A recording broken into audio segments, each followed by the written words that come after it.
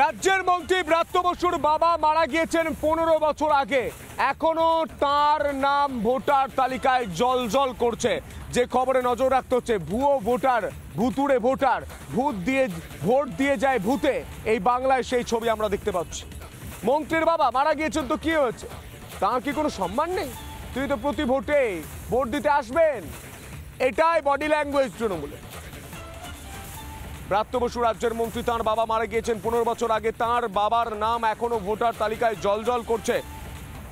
ব্রাত্য বসুর লেকটাউনের বাড়িতে রিপাবলিক, লেকটাউনের বাড়িতে দেখা মেলেনি ব্রাত্য। রিপাবলিকের তরফে ফোনে বারবার যোগাযোগের চেষ্টা, বারবার ফোন করা হলেও কোনো উত্তর মেলেনি। ভোটার তালিকায় ব্রাত্য বসুর প্রয়াত বাবার নাম উত্তর খুঁজতে শিক্ষামন্ত্রীর বাড়িতে রিপাবলিক, ব্রাত্য বসুর লেকটাউনের বাড়িতে রিপাবলিক, লেকটাউনের বাড়িতে দেখা মেলেনি ব্রাত্য। রিপাবলিকের তরফে ফোনে বারবার যোগাযোগের চেষ্টা। আমাদের প্রতিনিধি অনুপম কি ছবি তুলে ধরেছে, দেখব।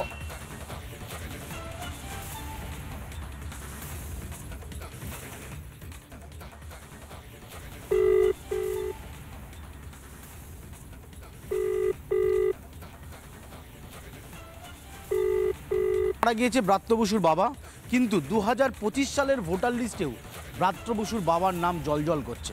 রাজ্যের শিক্ষামন্ত্রী ব্রাত্য বসুর বাবার নাম ভোটার লিস্টে কিভাবে এতগুলো বছর ধরে রয়েছে, এ প্রশ্ন তুলতে শুরু করে দিয়েছে বিরোধীরা। বিজেপির তরফে সাংবাদিক বৈঠক করে স্পষ্ট জানিয়ে দেওয়া হয়েছে এবং ভোটার লিস্ট প্রকাশ্যে আনা হয়েছে, যেখানে রাজ্যের শিক্ষামন্ত্রী ব্রাত্য বসুর বাবার নাম একেবারে জলজল করছে। যখন এসআইআর নিয়ে মমতা বন্দ্যোপাধ্যায় প্রশ্ন তুলছেন যে কিসের জন্য এসআইআর প্রয়োজন, তখনই বিরোধীরা বলছেন এটার জন্য এসআইআর প্রয়োজন। যেখানে রাজ্যের শিক্ষামন্ত্রী, রাজ্যের ক্যাবিনেটের মিনিস্টার, তার বাবার নাম ভোটার লিস্টে রয়ে যাচ্ছে, সেখানে আরও কত যে ভুয়ো নাম ভোটার লিস্টে থাকছে তা কার্যত এই মুহূর্তে তার তালিকা তৈরি করা অসম্ভব হয়ে যাচ্ছে। তাই এসআইআর প্রয়োজন রয়েছে। এই সমস্ত ভুয়ো নাম এবং মৃত ভোটারের নাম ভোটার তালিকা থেকে বাদ দিয়ে একটা পরিষ্কার পরিচ্ছন্ন স্বচ্ছ ভোটার তালিকা প্রকাশ হবে। বারবার ব্রাত্য বসুর সাথে যোগাযোগ করা হয়েছে, লেকটাউন কালিন্দিতে তার বাড়িতে আসা হয়েছে, কিন্তু তিনি নেই।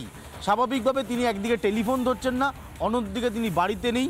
কেন ব্রাত্য বসু প্রতিক্রিয়া দিতে চাইছেন না, এই প্রশ্নটা বড় হয়ে দাঁড়াচ্ছে।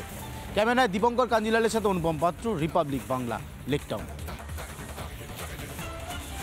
ব্রাত্য বসু তিনি উত্তর দিতে পারবেন না, তাই হয়তো তিনি রিপাবলিকের মুখোমুখি হচ্ছেন না। ব্রাত্য বসুর বাবা 15 বছর আগে তিনি মারা গিয়েছেন, তার নাম এখনো ভোটার তালিকায় জলজল করছে।